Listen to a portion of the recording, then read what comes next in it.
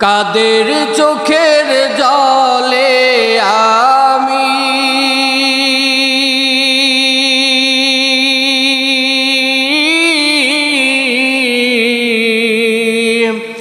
কাদের চোখের জলে আমি পাবো পরিত্রাণ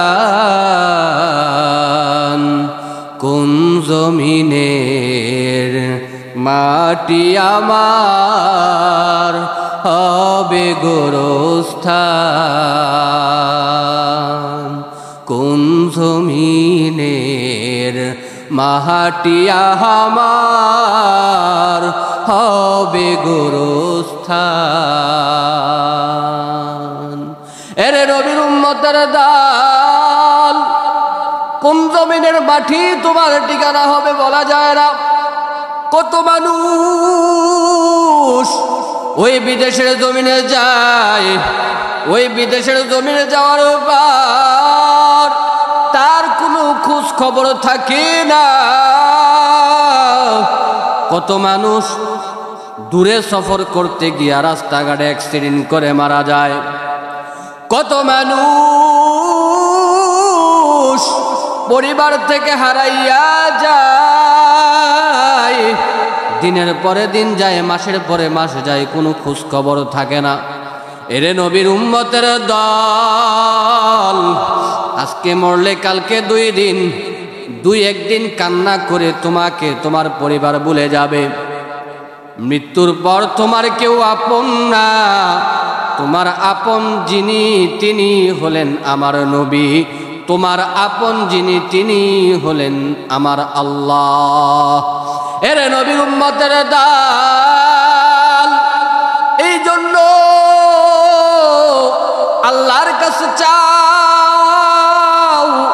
আল্লাহর কাছে কিভাবে চাইবা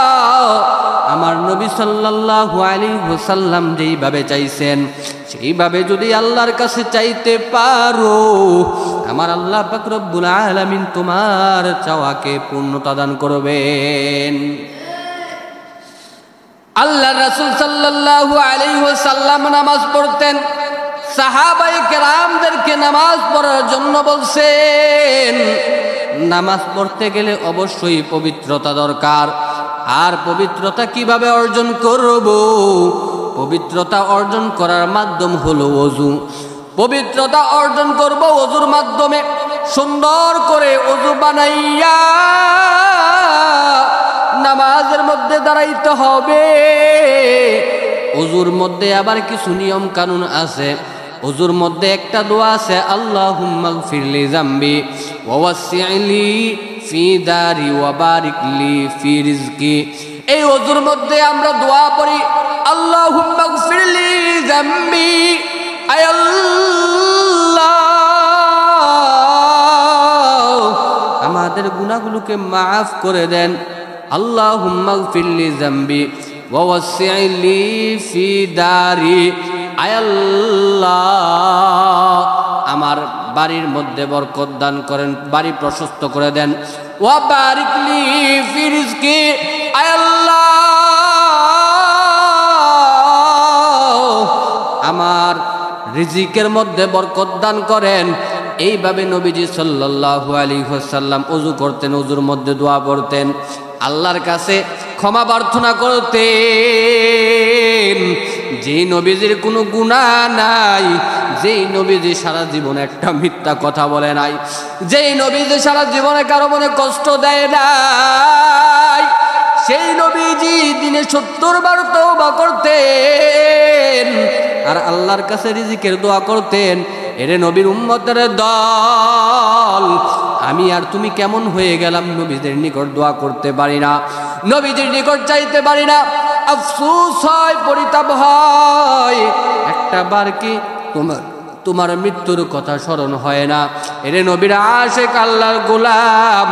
এই জন্য হায়াত চাইবো আল্লাহর কাছে ধন সম্পদ চাইবো আল্লাহর কাছে রিজিক চাইবো আল্লাহর কাছে আমার আল্লাহ পাক রব্বুল আলামিন হলেন রিজিকের মালিক আমার আল্লাহ পাক রব্বুল আলামিন হলেন হায়াতের মালিক আমার এভরিথিং যা কিছু প্রয়োজন সব কিছু আমার আল্লাহ আমাকে দান করতে পারেন। মূসা আলাইহিস সালাতু ওয়াস সালাম আল্লাহ পাক রব্বুল আলামিনের সাথে কথা বলছেন বহুবার। মূসা আলাইহিস সালাতু ওয়াস সালাম এর কাছে আল্লাহ পাক রব্বুল আলামিনের পক্ষ থেকে যখন ওহী আসতেছে, এমতা অবস্থায় মূসা আলাইহিস সালাতু ওয়াস সালাম এর মাথায় রিজিকের টেনশন ঢুকে গেছে, পরিবারের চিন্তা ঢুকে গেছে। আল্লাহ পাক রব্বুল আলামিন হলেন ইন্নাহু আলিমুম বিযাতিস সুদূর, অন্তরের খবর জানেন আমার আল্লাহ, অন্তরের খবর জানেন আমার আল্লাহ। আল্লাহ পাক রব্বুল আলামিন বুঝতে পারলেন, জানতে পারলেন যে আল্লাহ পাক রব্বুল আলামিন আমাদেরকে সৃষ্টি করেছেন, আমাদের সাথে কি ঘটবে না ঘটবে সেই আল্লাহ পাক রব্বুল আলামিন অনেক আগ থেকে জানেন। আল্লাহ পাক রব্বুল আলামিন বুঝতে পারলেন মূসা আলাইহিস সালাতু ওয়াস সালাম রিজিকের টেনশন করতেছে। আল্লাহ পাক রব্বুল আলামিন মূসা আলাইহিস সালাতু ওয়াস সালামকে এই বিষয়ে কোনো কিছু বললেন না, তবে মূসা আলাইহিস সালাতু ওয়াস সালামকে আল্লাহ পাক রব্বুল আলামিন বললেন, ও পয়গম্বর মূসা, তোমার সামনে যে পাথরটা দেখতেছো, আর হাতে যে লাঠিটা আছে, এই লাঠির মাধ্যমে ওই পাথরটার মধ্যে আঘাত করো। মূসা আলাইহিস সালাতু ওয়াস সালাম আল্লাহ পাক রব্বুল আলামিনের আদেশ পাইয়া ওই পাথরের মধ্যে যখন আঘাত করলো, পাথরটা দ্বিখণ্ডিত হয়ে গেল, ভাগ হয়ে গেল। আল্লাহ পাক রব্বুল আলামিনের আদেশে ওই পাথরের মধ্যে যখন আঘাত করলো, পাথরটা দ্বিখণ্ডিত হয়ে গেল। ওই পাথরটা দ্বিখণ্ডিত হওয়ার পর ওই পাথরটা থেকে আরেকটা পাথর বাহির হইল। এবার আল্লাহ পাক রব্বুল আলামিন মূসা আলাইহিস সালাতু ওয়াস সালামকে বলতেছেন, ও পয়গম্বর মূসা, তুমি এই পাথরের মধ্যে আবার আঘাত করো। এবার মূসা আলাইহিস সালাতু ওয়াস সালাম আবার পুনরায় আঘাত করলেন, এই পাথরটাও দ্বিখণ্ডিত হয়ে গেল। আবার আল্লাহ পাক রব্বুল আলামিন বললেন, তোমার সামনে যেই পাথরটা আবার বাহির হয়েছে, এই পাথরটার মধ্যে আবার আঘাত করো। তারপরে মূসা আলাইহিস সালাতু ওয়াস সালাম আবার পাথরের মধ্যে আঘাত করলেন। এইভাবে যখন মূসা আলাইহিস সালাতু ওয়াস সালাম পাথরের মধ্যে আঘাত করতে লাগলেন, একের পর এক পাথর দ্বিখণ্ডিত হয়, একের পর এক পাথর বাহির হয়। এবার মূসা আলাইহিস সালাতু ওয়াস সালাম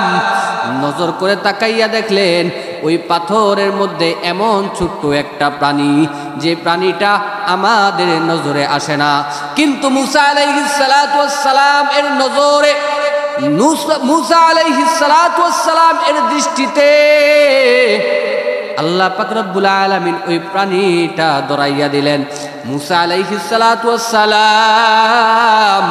মূসা আলাইহিস সালাতু ওয়াস সালাম দেখলেন ওই প্রাণীটা এক টুকরা খাবার নিয়ে যাইতেছে। যেই প্রাণীটা আমাদের নজরে আসে না, কত ছোট প্রাণী হতে পারে, আবার সেই প্রাণীটা যে খাবারটা নিয়ে যাইতেছে, সেই খাবারটা কত ছোট হতে পারে, যে আল্লাহ পাক রব্বুল আলামিন ওই পাথরের ভিতর ওই প্রাণীটাকে খাবার দিতে পারেন, যে আল্লাহ পাক রব্বুল আলামিন এত ছোট্ট একটা প্রাণীকে রিজিক দিতে পারেন, যে আল্লাহ পাক রব্বুল আলামিন তোমাকে আমাকেও রিজিক দিতে পারেন। এর নবীর উম্মতের দল, এই জন্য কোনো টেনশন নাই, কোনো চিন্তা নাই। 5 ওয়াক্ত নামাজ পড়বা, নামাজ পড়ে পড়ে আল্লাহর কাছে দোয়া করবা, নামাজ পড়ে পড়ে আল্লাহর কাছে রিজিক চাইবা। আল্লাহ পাক রব্বুল আলামিন তোমার সমস্ত আশা মিটাইয়া দিবেন।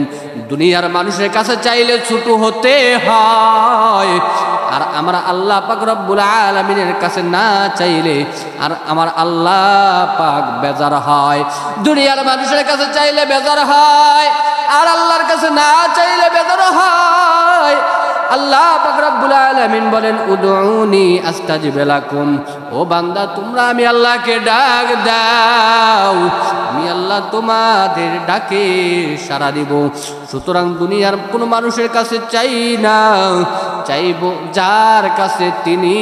আমার আল্লাহ।